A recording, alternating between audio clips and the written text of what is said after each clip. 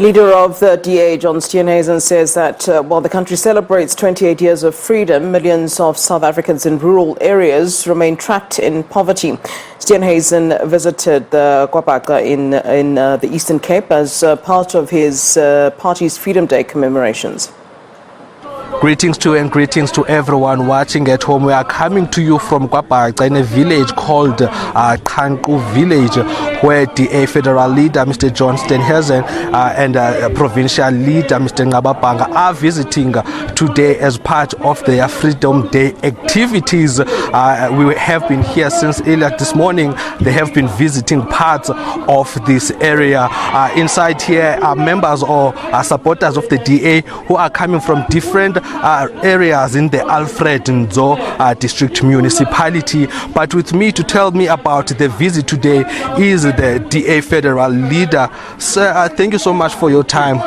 Tell us about your visit here today. We hear that you have been visiting also some family and also the area where they fetch water. Can you just elaborate on that? Sure. I mean, as part of the Freedom Day celebrations, we are here to look at what the real everyday experience of ordinary citizens in. And it's one thing to have freedom, but the reality is many communities like this are still shackled with poverty, with lack of access to supplies, and with a crippling rising cost of living, which is driving people further into poverty. I mean, to hear some heartbreaking stories from people who've been waiting for almost a decade for housing delivery, water that's promised never appears, municipality comes and starts building a borehole, never finishes it. Many of the people have got to walk very long distances. And our point is, you cannot have freedom while people are trapped under the yoke of poverty in this country.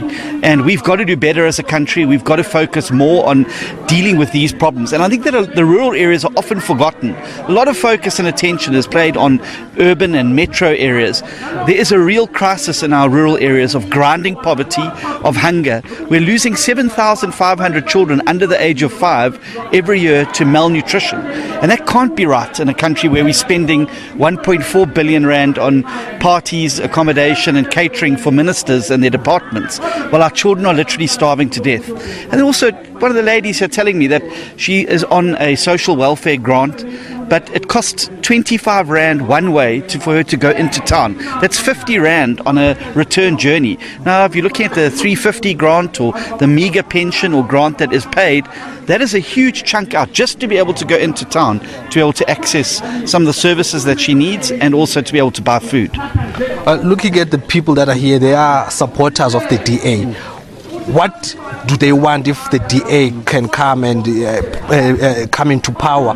What do they want to see happen in their region? What would better, service them in this area? Well, I think you've got to get the basics right first. You've got to start there, and that means a good, clean drinking water supply so that we can have it into homes so people aren't traveling long distances. Electricity, being able to switch on a light, be able to have those modern conveniences. And then the other big thing is jobs. There is a massive unemployment problem in the country. Almost half of our adult population are unemployed, but that burden is even worse in rural areas because there are no job opportunities in rural areas.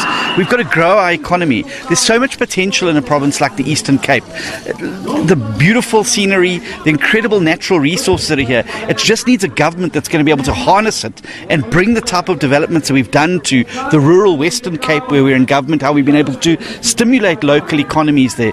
Rural municipalities that are servicing the people and are thriving. Those are the things that the Eastern Cape needs. It's got all the ingredients. The people here are amazing people. The landscape is magnificent. Just needs a government that cares enough to be able to really turn things around. So you say to me, these people are not celebrating Freedom Day because maybe they have not seen freedom.